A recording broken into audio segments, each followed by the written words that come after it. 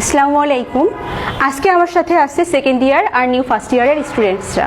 আজকে আমি আপনাদের সেকেন্ড ইয়ারের একটা টপিকের আপনাদের থিওরি আর প্র্যাকটিক্যাল দেখিয়ে দিব।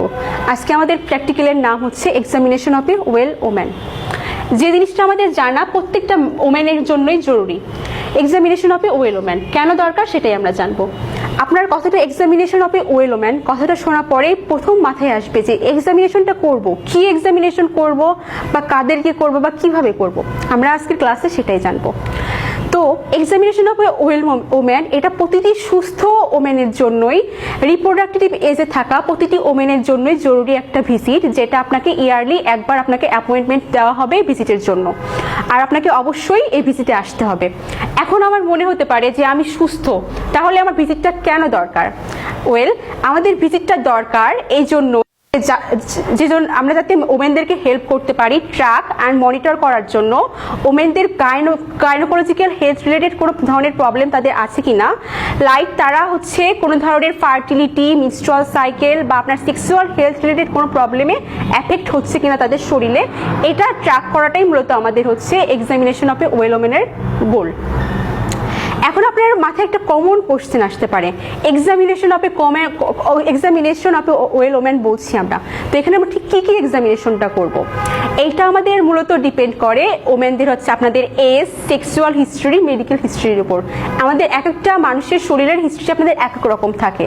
সো আমাদের কি করতে হবে, প্রত্যেকটা ওমেনের আমাদের ইন্ডিভিজুয়াল হিস্ট্রি নিতে হবে। হিস্ট্রি নেওয়ার পর দেন আমরা ডিসাইড করব তাকে ঠিক কি এক্সামিনেশন করতে হবে। লাইক আজকে আমরা যে ওমেনকে এক্সামিনেশন করা আপনাদের 6 ইয়ারের 16 উইকসের প্রেগনেন্ট একজন ওমেন। তো এনার ক্ষেত্রে আমরা ঠিক কি হিস্ট্রি নিব সেটা আমরা আজকে দেখব। আপনাদেরকে আমি আরেকটা ইনফরমেশন দিয়ে রাখতে চাই, সেটা হলো আমাদের ফার্স্ট যে আমরা ওমেন ওয়েল ভিজিটটা করব, এটা মূলত আমাদের 13 থেকে 15 ইয়ার্সের মধ্যে হলে সব থেকে ভালো হয়ে থাকে। তো যখন আমাদের আমরা এক্সামিনেশন চলে যাই করব, বিল্ড আপ করতে হবে কমিউনিকেশন। ওমেনের সাথে আমাদেরকে অবশ্যই কমিউনিকেশন বিল্ড আপ করতে হবে। যদি আমরা ভালোভাবে কমিউনিকেশন বিল্ড আপ করতে পারি, তাহলে আমরা আমাদের যে কোশ্চেনগুলো করব, কাঙ্ক্ষিত কোশ্চেন এবং কাঙ্ক্ষিত কোশ্চেনের কাঙ্ক্ষিত অ্যান্সারগুলো আমরা পেয়ে যাব। তো অবশ্যই আমরা কমিউনিকেশন করলাম, আর কমিউনিকেশন করার ক্ষেত্রে মাথায় রাখতে হবে আমাকে অ্যাপ্রোপ্রিয়েট ল্যাঙ্গুয়েজ। অ্যাপ্রোপ্রিয়েট ল্যাঙ্গুয়েজ বলতে যে ভাষায় বুঝবে তাকে আমাকে ঠিক সেই ভাষাটাই বলেই কথা বলতে হবে। আমরা ক্লিয়ার? অ্যাপ্রোপ্রিয়েট ল্যাঙ্গুয়েজ ইউজ করার পরে আমাকে অবশ্যই, সে যেহেতু আমার কাছে এক্সামিনেশন করতে আসছে, তার ঠিক কি এক্সামিনেশন করতে হবে বা তার প্রসিডিওর কি বা তাকে আমি কি অ্যাডভাইস দিব, টোটাল ইনফরমেশনটা এক্সামিনেশন সম্পর্কে তাকে আমি প্রোভাইড করব। এক্সামিনেশন প্রোভাইড করার জন্য আমি তাকে কিছু কোশ্চেন করব। কোশ্চেন করার ক্ষেত্রে অবশ্যই আমার মাথায় যে জিনিসটা রাখতে হবে সেটা হচ্ছে আমি তাকে যে কোশ্চেনটা করতেছি সে সেই কোশ্চেনের অ্যাপ্রোপ্রিয়েট অ্যান্সার আমাকে দিচ্ছে কিনা। যদি অ্যাপ্রোপ্রিয়েট অ্যান্সার দেয়, অ্যান্সার দেওয়ার পরে সব অ্যাপ্রোপ্রিয়েট কোশ্চেনগুলো কি করব, আমি ডকুমেন্টেশন করে ফেলবো। ডকুমেন্টেশন করার পরে তারপরে আমি চলে যাব কি করব, ডকুমেন্টেশন করার পর আমি এক্সামে চলে যাব। ঠিক আছে, এক্সামে আসলে আমি ফার্স্টে কি এক্সাম করব, বিফোর আমি যতবার তার এক্সামিনেশন করব অবশ্যই তার আমি প্রাইভেসি অ্যান্ড সেফটি মেনটেন করে আমি কি করব, এক্সাম করব। করার সময় তাকে আমি এনশিওর করব তার সেফটিটা আমি মেনটেন করতে পারবো, আর প্রত্যেকটা এক্সামে প্রত্যেকটা ধাপে আমি তার থেকে কি করব, পারমিশন নিয়ে নিব। বুঝতে পারছেন? মায়ের থেকে পারমিশন যখন নেওয়া হবে, পারমিশন নেওয়ার পর ফার্স্টেই আমি তার হার্ট অ্যান্ড লাংসে যাব। লাঞ্চের ক্ষেত্রে তার আমি প্রিভিয়াস মেডিকেল হিস্ট্রি অবশ্যই চেক করব, যদি কোনো হিস্ট্রি থাকে। হিস্ট্রি চেক করার পর কোনো ধরনের চেস্টের কোনো ধরনের প্রবলেম আমি আইডেন্টিফিকেশন করি নেই এই ওমেনের ক্ষেত্রে। তারপরে আপনার কোনো ধরনের সাইন সিমটম, লাইক যেহেতু সে আমাকে বলছে সে প্রেগনেন্ট ওম্যান, তার 16 উইকস চলতেছে, 16 উইক চলার সময় তার কোনো ধরনের আপনার ব্রেথলেসনেস, কোনো ধরনের পেইন, তার কাফ বা ওয়ান সেট অফ কোনো ধরনের পেইন বা আপনার টিবির কোনো ধরনের প্রবলেম তার মেডিকেল হিস্ট্রিতে আমি ফাইন্ড আউট করিনি। এক্ষেত্রে আমি ব্লাড প্রেশার চেক করছি বা চেক করে নেবেন আপনারা।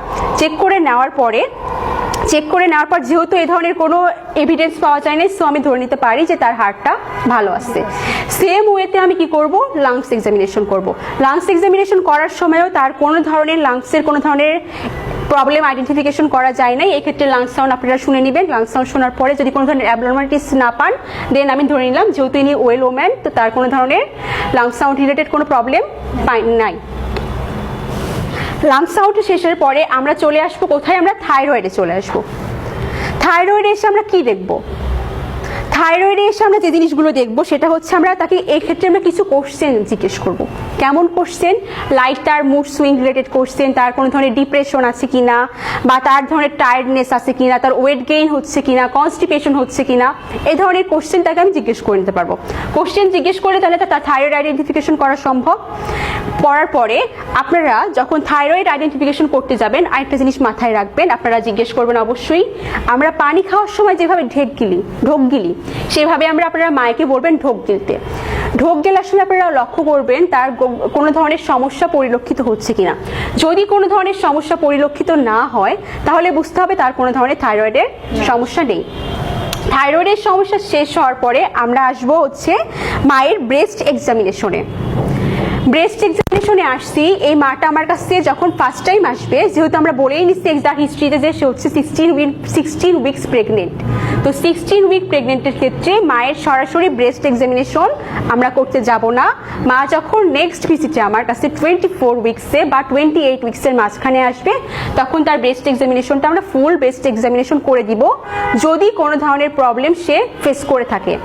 এছাড়া আমরা মায়ের থেকে যে ইনফরমেশনগুলো এই মুহূর্তে আমরা জেনে নিবেন আপনারা, সেটা কি কি ইনফরমেশন নিবেন, যেমন ধরে তার ব্রেস্টের কোনো প্যাথোলজি কোনো রিপোর্ট আছে কিনা, কোনো ধরনের ব্রেস্টের সার্জারি করা হয়েছিল কিনা, সে কোনো ধরনের পেইন ফিল করে কিনা, বা তার কোনো ধরনের ডিসকমফোর্ট আছে কিনা, বা র্যাশ, সিভিয়ারিং এটসেট্রা আমি প্রথমে দেখে নিয়ে সেটা বুঝতে পারবো বা তাকে থেকে আমি জেনে নিব। জেনে নেওয়া হয়ে গেছে, জেনে নেওয়া হওয়ার পরে তাহলে আমি ব্রেস্টে কোনো ধরনের প্রবলেম আমি দেখিনি। যখন আপনি ব্রেস্টে কোনো ধরনের প্রবলেম দেখবেন না, তারপরে আমরা চলে গেলাম হচ্ছে কোথায়, অ্যাবডোমেনে। অ্যাবডোমেনটা ঠিক কিভাবে আমি আপনাদেরকে আমি আবারও মনে করে দিতে চাচ্ছি যে আমরা যে ওমেনটাকে আজকে আমরা স্যাম্পল হিসেবে নিয়েছি সে হচ্ছে 16 উইকসের একজন প্রেগন্যান্ট ওমেন। সেক্ষেত্রে আমরা সরাসরি আমরা কি